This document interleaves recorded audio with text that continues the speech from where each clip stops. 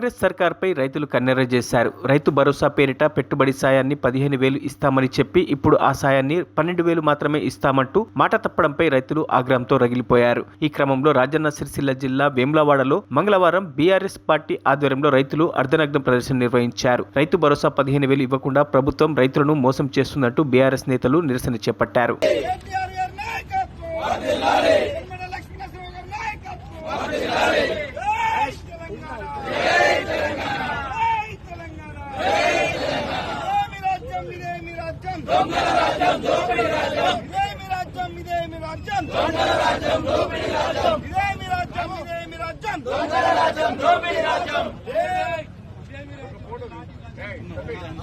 మరిన్ని అప్డేట్స్ కోసం మా ఛానల్ని సబ్స్క్రైబ్ చేయండి.